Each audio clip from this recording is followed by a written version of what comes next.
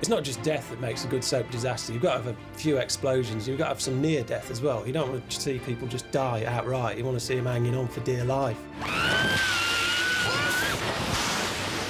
For 2 weeks, if possible. Look out! Accidents and disasters are part of the staple diet of the modern soap opera, and Emmerdale's no exception. From potholers to plane crashes and helicopters Never been in a helicopter before. to hairdos. Join us as we go behind the scenes of its biggest disasters and talk to those clever people who make them happen. He's got to get on the deck, because the next one's going to be 3 times as big. It's lethal to live in Emmerdale. The countryside's supposed to be healthy for you, isn't it? Oh, no, it's not. Emmerdale's had more than its share of disasters over the years. That's very, very difficult for an audience to take. I mean, part of you wants the excitement. Granddad! Come away. Oh, I've got a round feet. And the other half of you is saying, will the people I love be left behind?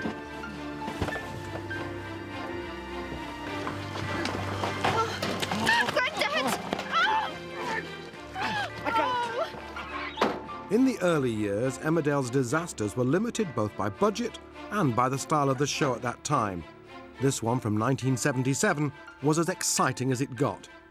When 2 Swedish tourists went missing after setting out on a potholing trip, Matt Skilbeck and the Wharfdale Mountain Rescue Team set out to save them. Hello, Chris. Hello. Hello, Chris. Hi.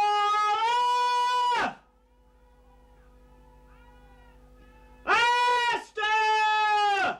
We'll come back to see how this dramatic rescue is progressing in a short while. Other disasters were left to the viewer's imagination. When Alan Turner's cattle stampeded in 1982, the episode ended before the action started. And I think trying to get these slaughter to stampede was impossible. They didn't want to. You know, we've just had breakfast. What the hell are we going to stampede for? By the time the next episode began, the whole thing was over. Yes, we were all talking about it and broken down fences and things. They wouldn't have broken down a daffodil, let alone a fence. But things were about to change. In the early 90s, Emmerdale was going through a crisis. Viewing figures were falling, and some of the ITV areas were considering dropping the show from their schedules completely. Something drastic needed to be done.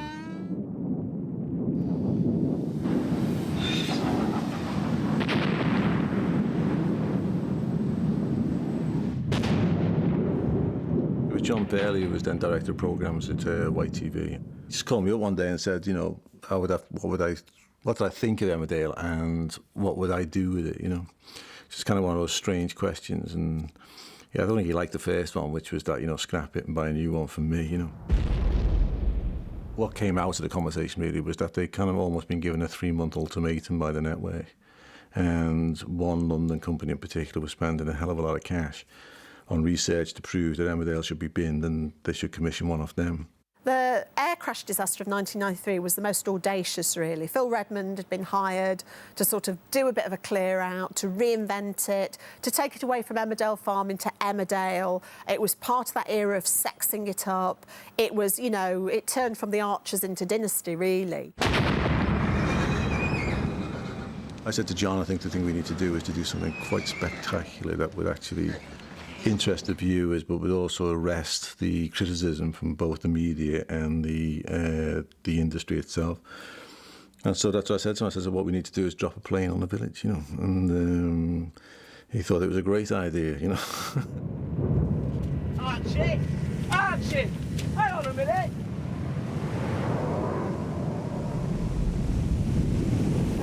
It was a time when we were trying to revitalise the show. And we were looking for something very big. It just seemed a good way of doing it. It came pretty much in the shadow of the Lockerbie disaster. But having said that, a lot of time and trouble and research went into it. When we went through the calendar trying to find a date, you know, that wouldn't cause offence, there's no month in the year where you wouldn't be causing some offence somewhere. I thought it was a tremendous achievement for Emmerdale. I know it cost over £1 million to shoot it. that time, we didn't have our own village, and we were shooting in a real village between Leeds and Bradford. You know, people were actually living in the village with their children, and there were old people in the village and people who were on night shifts, and so we were having to sort of, you know, curtail our explosive habits, I might say. A particular scene I remember, I was just running up the street, and we were still at Esholt then, the village, and there were things dropping from the sky, houses were on fire, there's me clopping along at speed in my stilettos, but my goodness, I did that for real. It was absolutely fantastic, like doing some kind of Oliver Stone movie. Does no one have a clue what's happened? Nothing on the news or anything? Look, I've got to get back to Kim. The stables are on fire. You go down to the wall pack and stay with Zoe, OK? Right. Hang on. We shot a lot at night. We were filming, say, from 9 o'clock at night till sort of 4 or 5 o'clock in the morning. And it was the middle of winter, obviously, and they'd boarded up windows, so it looked like everything had been blown out with the impact of explosions and things. It looked like, sort of looked like a war zone. There's no question about that. Plane crash was absolutely huge. To actually think that you could create fireballs coming out of the sky, literally they were coming completely out of the sky and hitting cars on the move and hitting buildings that then exploded, was just something huge. When it comes to recreating a plane crash, you get nowhere without special effects. From this humble workshop on the outskirts of Leeds, Ian Rowley provides the special effects for most of Emmerdale's big events. Over the past 32 years, he's blown up and set fire to most of the village. Well, I've worked on Emmerdale since I was a young lad, really. Right from day one, right from 1972. So I've been fortunate enough to be involved in all the big major stunts that have happened on Emmerdale over the years. We shot in Reading Park, Kim Tate's stables that burnt down, and she had to rescue her horses. Very difficult shoot. Hey, you can't go back in there! I'd only been in Emmerdale about 6-7 months. Viv and the Windsors were actually in the stable yard of Kim Tate's, and the ball of fire was hung up very high, and it was, I don't know how they did it, but they ran it down a wire, and then it bounced into the stable yard and then caught the hay alight. But the only thing is, they put the flames on and it actually caught fire properly.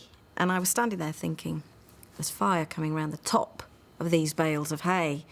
And I said, is it supposed to be up there? No.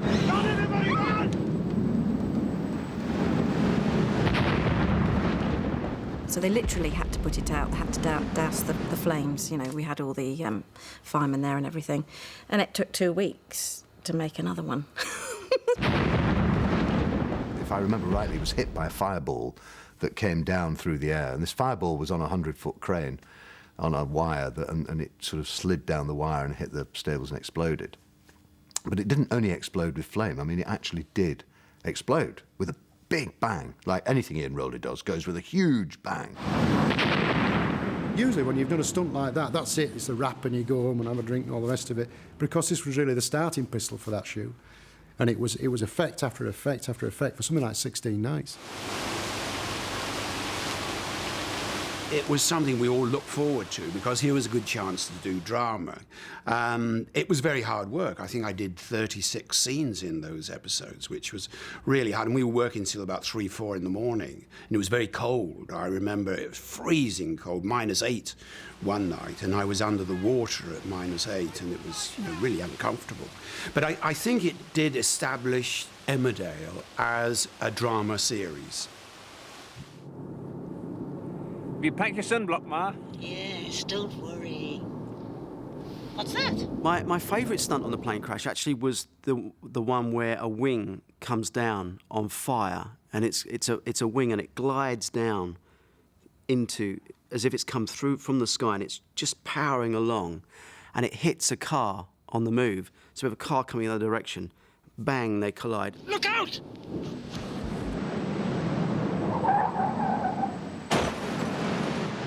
In order to make sure that we were getting the right flame effect on it, we built a section about 3 or 4 feet long, and it was made with wooden ribs and spars, just like a model aircraft that we all used to make when we were kids. But this had wire mesh around it, and then it has sacking around it, and this is called a flaming arc.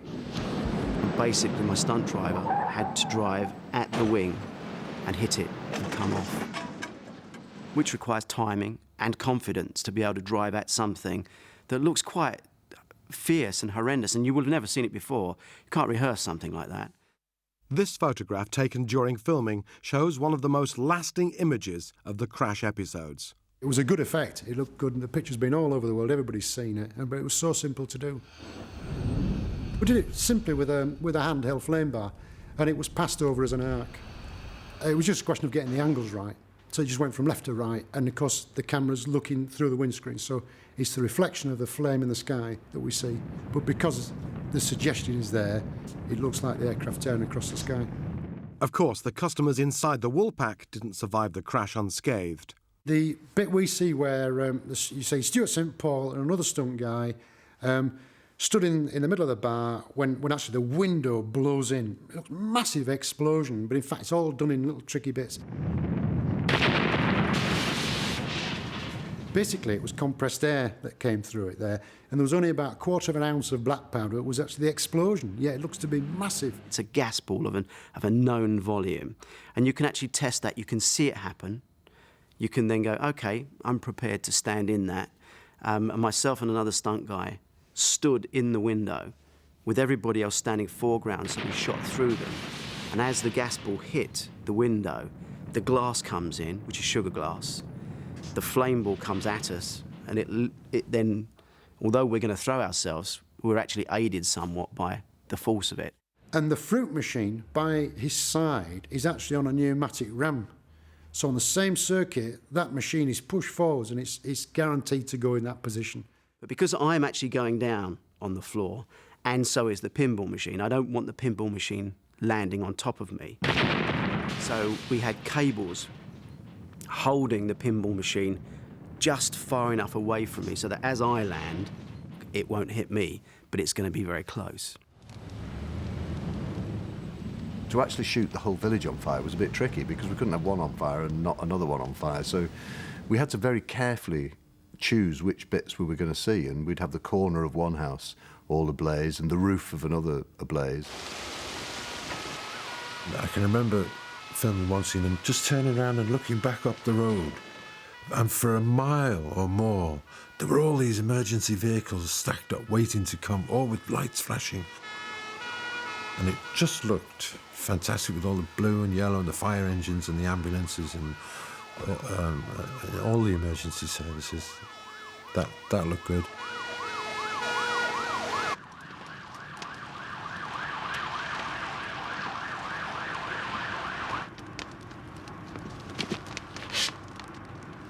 The plane crash was very moving indeed, and it also brought us a lot more viewers.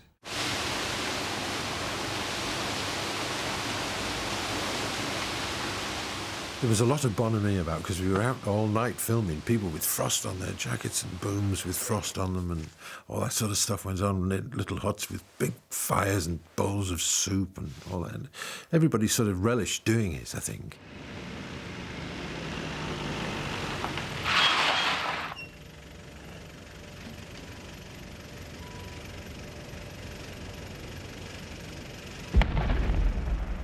Of course, my favourite thing about the plane crash was seeing all those dead sheep with their legs in the air. You know, other people were upset by that, but I loved it. I remember the original storyline they had in mind was the Christmas panto in a village, you know, so... But the plane drop in there sort of pushed the rating from 9 to 18 million overnight, and that was the purpose of the exercise, you know. You don't think it's a nuclear attack, do you? No, of course not.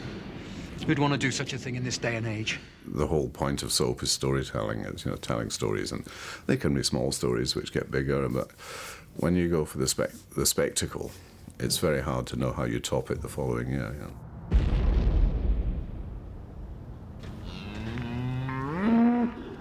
And it was the first time soap had done like a major disaster. There'd always been car crashes and, you know, Corrie had a train come off the end of the viaduct once in the 60s. There'd been stuff, but not this kind of major sort of 4 episodes of explosions and doom and disaster. The following Christmas, I just wanted to round it all off by doing a mysterious virus that swept through the village, and I think that was just a big scenario too far for them, so I think they went back to the panto after I left.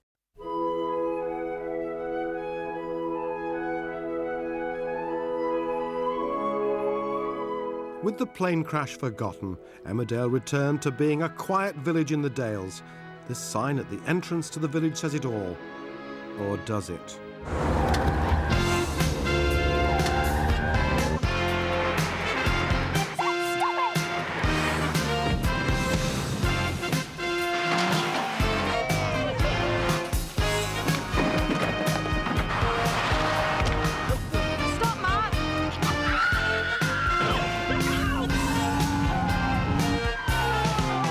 Yes, Emmerdale audiences have seen quite a few car accidents, including this cliffhanger. I love that moment of Kathy and Graham in the car that's on a cliff like that. I mean, it doesn't come more literally knife edge than that. We had to get that moment of rocking on the edge of the cliff. Would Kathy get out? Could she get out? Couldn't she? If she moved, was the car going to fall forward? Was it going to topple over the edge of the cliff? I'm just going to have a look, see what I can see. But don't move, keep absolutely still. Vickers brought this, it's a bit like a low load, a bit like a car transporter. We put the car on top of it, and it was on pneumatic rams that rocked the car backwards and forwards. And the camera was put very low, looking up at the car on the rocker. So it looked like, you know, the camera was down the cliff and the car was on top of the cliff, and it was rocking backwards and forwards. And it was really bizarre, because again, it takes all the fun out of filming when you see that. You think, oh God, that's how they did it. Graham, don't move, don't move. Keep still. What's happening? Although some eagle-eyed viewers wrote in to say, oh, when the car was teetering, it was nice and new, and then when it went over, it was all bashed up. Yes, budgets. The car went over the cliff and landed on the beach below. It was quite tricky because, of course, we can't leave any debris, we can't put petrol on the beach, you know, we have to, because it's all linked with health and safety and the environment and all that sort of thing. So we had to pick the pieces up ourselves and carry it all back up the cliff. Staging car crashes for the camera is tough enough, but how do you get 7 tons of lorry to crash onto a bus? This was the task set by the producers of Emmerdale for the death of Butch Dingle back in 2000. We came up with the idea for this bus crash really because we knew we wanted a big event that would kind of rock the entire community. The best, for me, the best kind of soap stories are the ones that have an impact on everyone in the community. You'll regret this, all of you! Do you want to get yourself killed? The fact here was we had to bring a large lorry into the village and turn it over and crush a bus.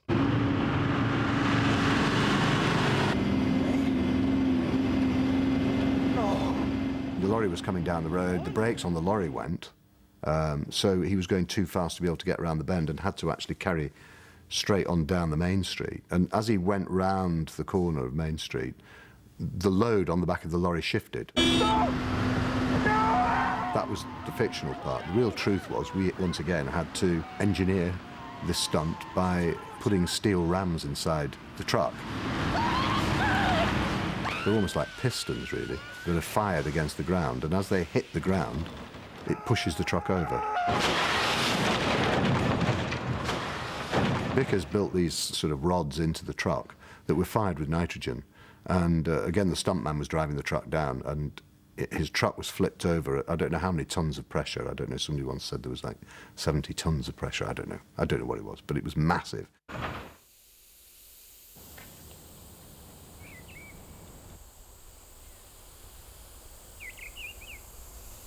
But they always get out, you know, these stuntmen, as if to say, well, that was nothing really. This guy didn't get out like that at all. His eyes were actually going round and round and round because it was so much pressure in this truck that flipped it over. But it landed spot on the bus. I mean, it had to. Not all Emmerdale disasters end in doom and gloom. Sometimes the results can be funny. Remember the explosion during the judging for the Village in Bloom contest? We've been working towards this day for a whole year now. Oh, it was just Such a funny time. We had so many funny scenes filming The Village in Bloom. We had all these meetings round at Rodney's house, you know, and Trisha coming in with all her bright ideas and Edna hating everything that Trisha came up with. We decided to go in for The Village in Bloom, and the Dingles are helping. And somebody throws a fag into the back of the Tate trash van. Take a look around. Go on, take a look. Against all the odds, we have pulled it off. Every single one of us has done amazing things. The village, ladies and gentlemen, is beautiful. Just before the judges arrived, this huge explosion happens in the village, which was just so funny. The whole thing was very carefully worked out. It looks far worse than it was. And this guy's done his walk into it, and he has a black sack, but in fact, inside the black sack is a fireproof container, so that as he gets to his mark, he brings the sack up when the first device explodes. And he knows as soon as the first device explodes, he's got to get on the deck, because the next one's going to be 3 times as big. If he trips or forgets to bring his sack up, we don't fire it. But fire it they did.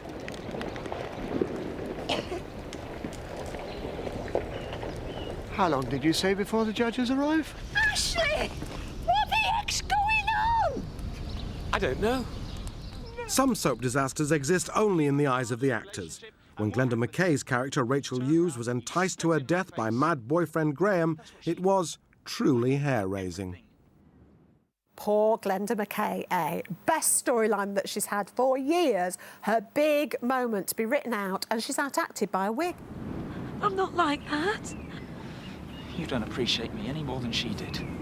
It was so windy that day, and the wig had just started to do a performance of its own. It was just doing a dance on my head, and you could see it lifting up like this, and it was just... I mean, I can laugh about it now, but it was unbelievable. She didn't kill herself, did she? You killed her! But it was so awful, you know. Glenda's got beautiful blonde curly hair, and it was like, it was some dun colour, sort of short, spiky. And even when she went over the cliff, it was like, thank God, the wig's gone. At the time, I guess I was a little upset. But now I just think it's hilarious. I just think I look ridiculous.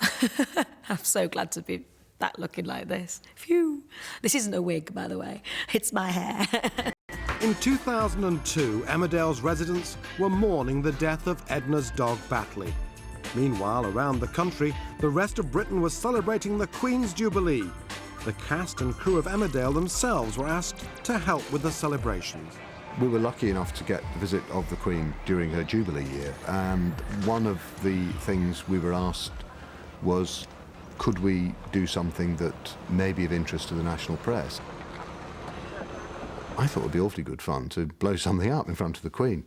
And I never, ever believed that we'd be allowed to do this, but I suggested it to the press secretary, who thought it was a terrific idea, but obviously, you know, had to be convinced that Her Majesty would be completely safe. So I actually had to send to the palace tapes of explosions that we'd done and descriptions of how things would happen and who was actually going to do the explosions and what was their track record. I mean, it actually went to the Queen herself, and I actually had to try and win her over to this idea.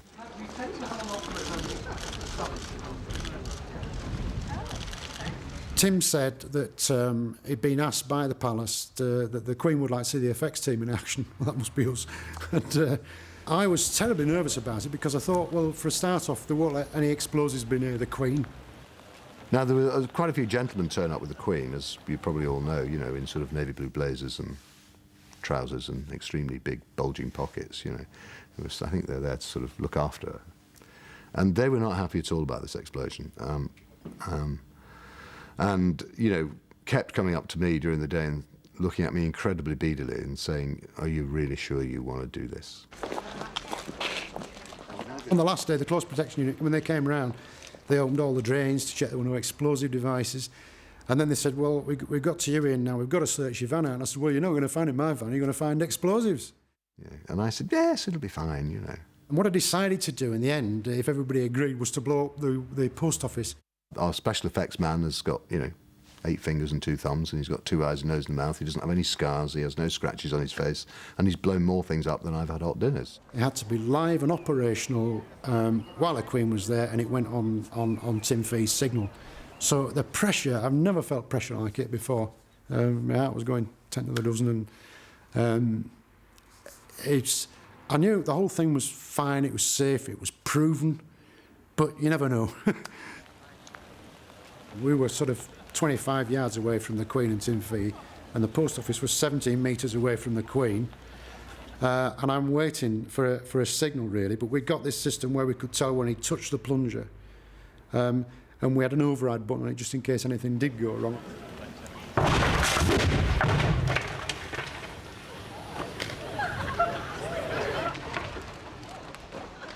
Oh, she didn't flinch, actually, and all the rest of us, jumped out of our skins. But I think she just may have said something like, well, I'm glad I wasn't standing over there. However, she said it in her Queen's voice. When we blew the post office up, there was great consternation on everybody's part because some of the debris landed within 2 feet of Her Majesty. She never flinched, and neither did Ian, our special effects man, because that's exactly where he said it would land. It was a triple blast. And again, huge. The whole village sort of jumped up. All those that know exactly what we're doing have been there before. Everybody jumped in the air and sort of shrieked, except for the Queen. She stood there absolutely still.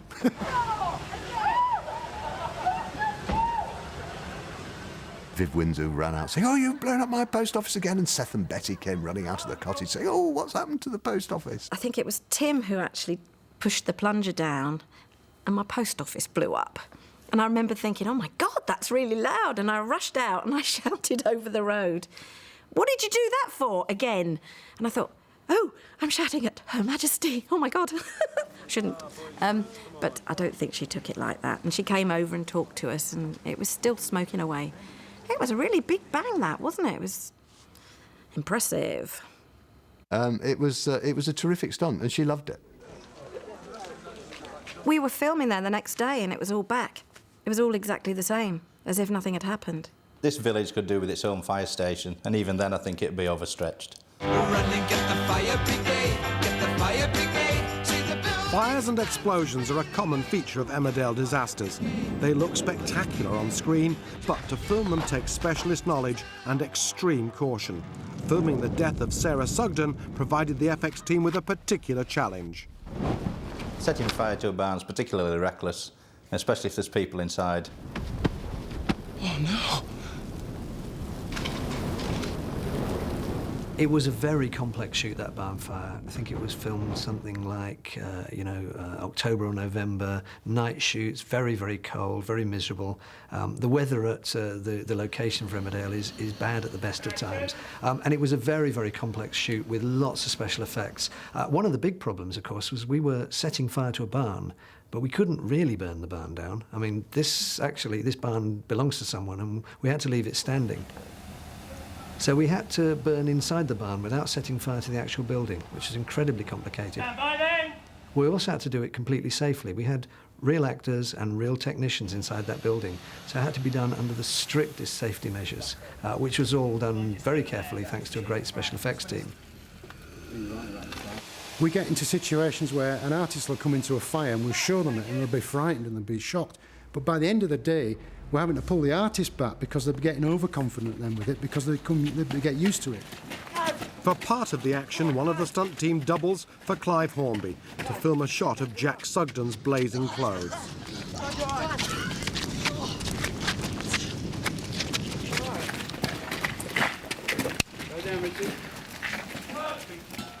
The danger's not over yet, Kelvin. One of the interesting things was that the final spectacular stage of that scene was when the barn exploded and the fire ripped through the building. I remember looking at the rushes from that shoot and actually thinking it wasn't spectacular enough.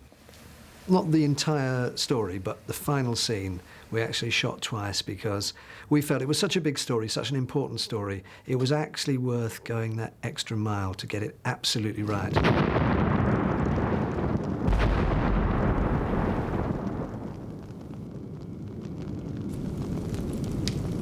Now, Now, men would probably say that Zoe turning lesbian was a disaster of the highest order.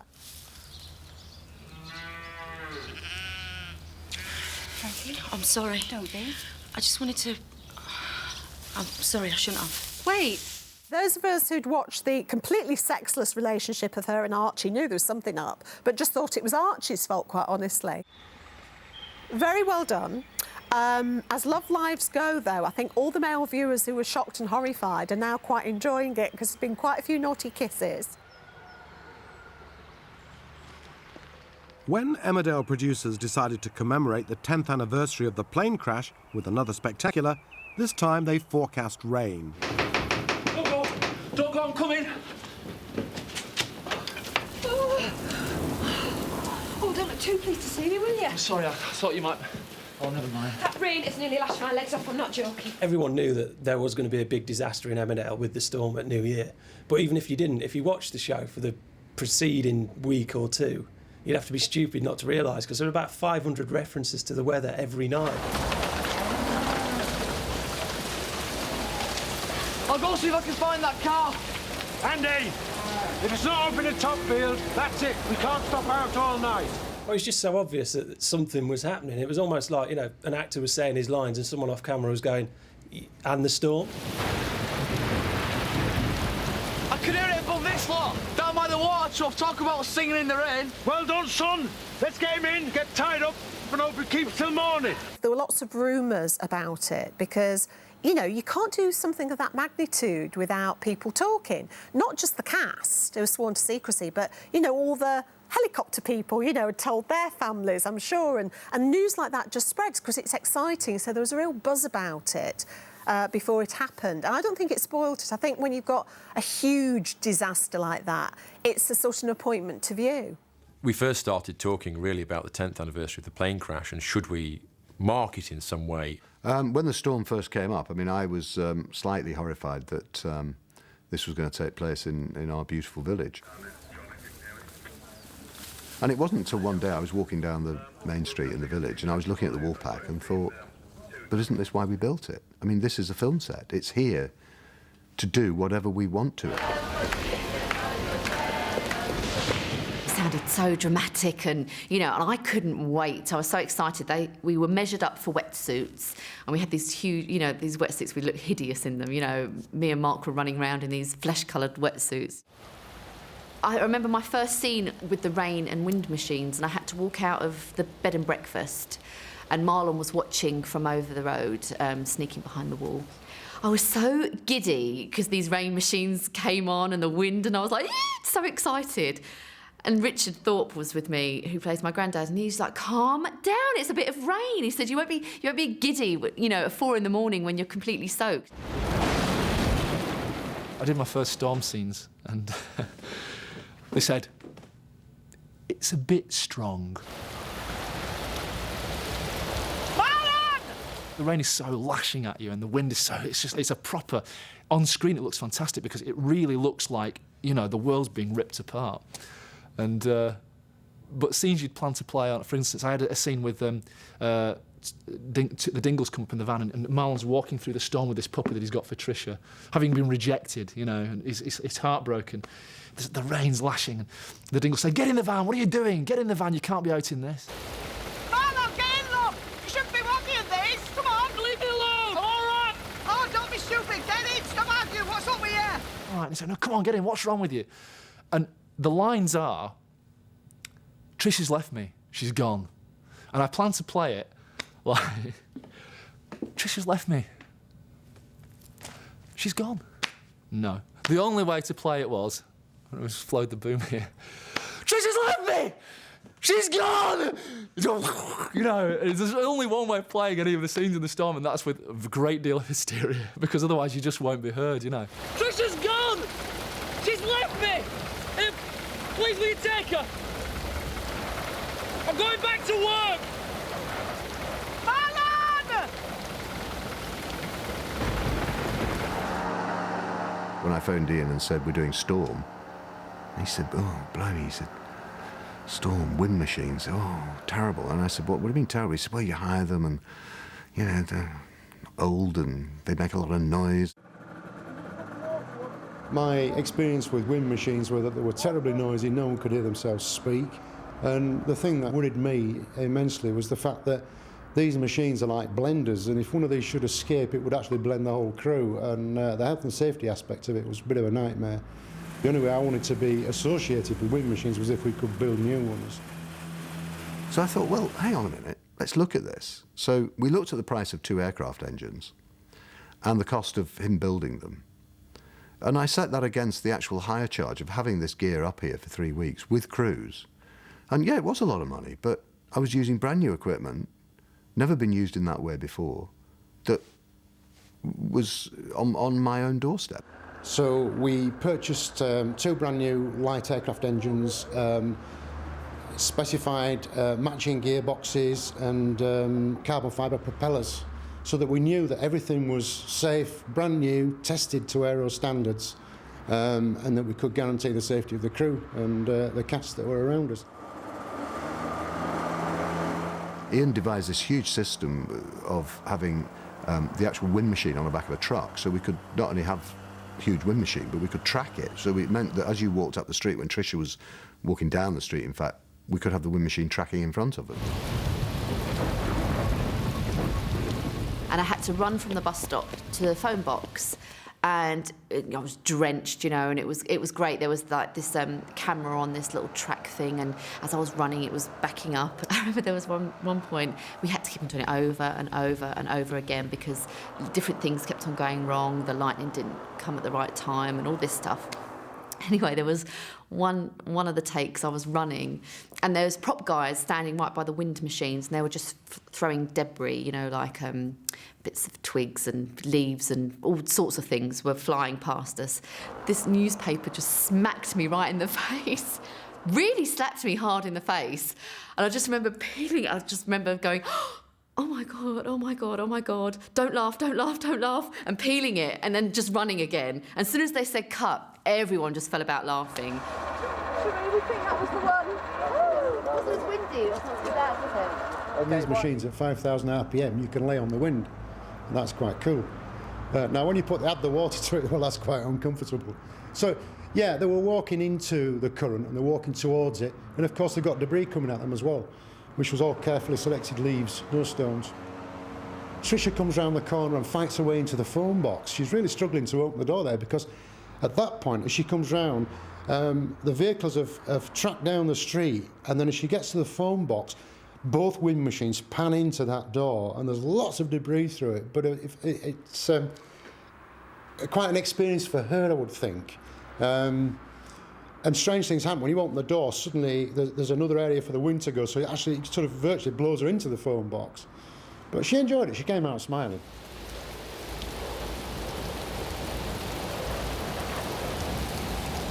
Have all these huge wind machines and, you know, these massive rain machines. It was like being on a movie set, so it was fantastic. I loved every minute of it. During the filming of the Emmerdale storm, it wasn't just the exterior scenes that proved difficult. On set and indoors, they had to wreck the Woolpack. Basically, everyone, we have got, as you'll see when you go in, rigged to the left-hand side of the bar. There are 2 beams which are going to fall.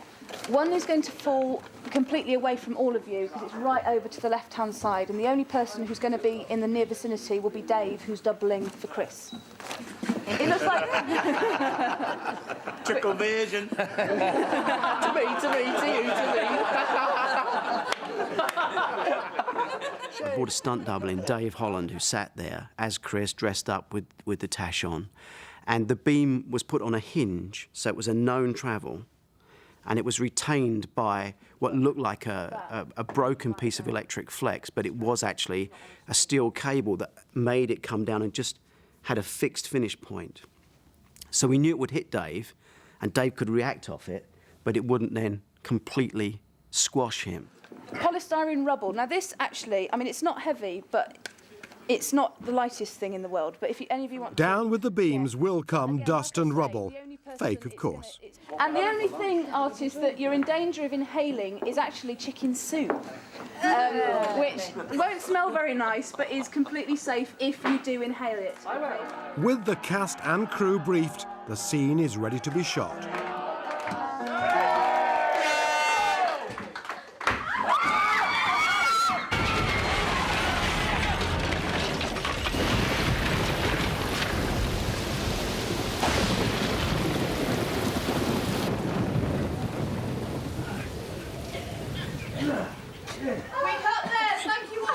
some people were injured, some people weren't. I myself managed to escape injury. But other people didn't.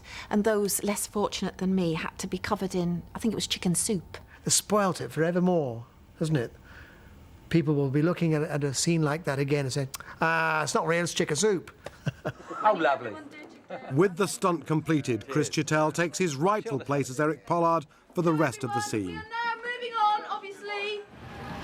Outside the wall pack, another victim of the storm, Trisha Dingle, is caught under the rubble. I think there was one night where I was under the rubble for hours and hours. She was buried under this pile of bricks, and she had to be there for all the time we were filming, and we filmed nearly all night. The prop guys made me they put a little sleeping bag down, bless them, and, you know, during rehearsals I could, you know, lie in the sleeping bag and it was quite warm. But once they placed me without the sleeping bag and it was wet and cold and they placed all the rubble around me, I couldn't move. So every time they went for a tea break, I had to stay under the rubble, so I was freezing. And so she was lying there, soaked to the skin, with bricks and things crashing down around her and giggling all the time. What she found to giggle about under those circumstances, I'll never know. But all the rest of us saying, oh, God, I've had enough of this. And she was lying there having a far worse time than any of us, killing herself with laughter all the time. It was really cold anyway. And they used to sort of, before a take, they'd say, when you were dry and warm, you know, they'd say, right, you know, can you line up now? And they'd get all the cast members to line up because we'd, have to look soaking wet. And they'd just wet us down with a hose, you know, which was just, oh. It was quite fun because it's something that, obviously, we don't do every day in Emmerdale, you know. Trisha wasn't the only fatality of the Emmerdale storm. The village also lost one of its oldest inhabitants. One major thing we did do was actually bring the oak tree down. We'd planted an oak tree when we first built the village, and this particular tree has always struggled. I don't know whether it's to do with where it was planted or what it was planted in by the people who built the village, but it had never really taken root, and it had always struggled, and it was actually a very sick tree. And we were going to have to bring it down because it was going to fall down eventually. So it gave us the opportunity to actually bring that down in shot. But that was a great visual to be able to use that, to use the real tree in the real village. The fact that when it fell down, it landed on top of a steel pole that was sticking out is amazing. I mean, it never actually fell right to the ground. It just fell and stopped in the shot, and we had to lift it off this pole and drop it again. And action! I think the storm was quite well done, and that it all looked quite good. It looked quite convincing. It was all quite dramatic, and I think it was nice because it was a natural disaster. It wasn't someone planting a bomb, which they used to do in Brookside like every week. It wasn't someone shooting someone that they do in EastEnders every 5 years. You know, it was a natural event. It was a storm, and we all know from history there have been huge storms that have caused huge devastation, and it was quite nice, I think, to do it from that angle and have everyone just hit by this thing completely out of the blue. The storm was actually quite incredible. It was so amazingly realistic, even when we were doing it. And I genuinely was quite frightened when I was walking about. OK, they were polystyrene bricks flying about, but you forgot that because I was getting drenched at one minute and freezing cold because they had these huge fans blowing the rain onto us. We didn't have to act. I mean, it was really very frightening.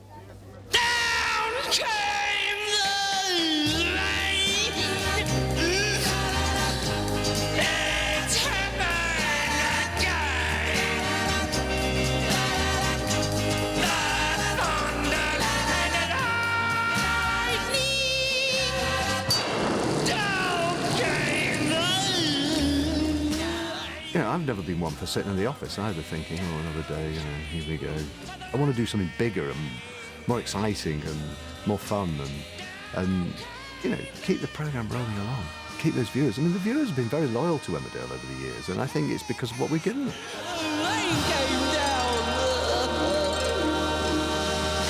Lift all together when I say word. Ah, yes, in case you were wondering, Matt Skilbeck and the Wharfdale Mountain Rescue Team have successfully rescued the Swedish tourists. I don't understand why they do it. Isn't the world good enough up here?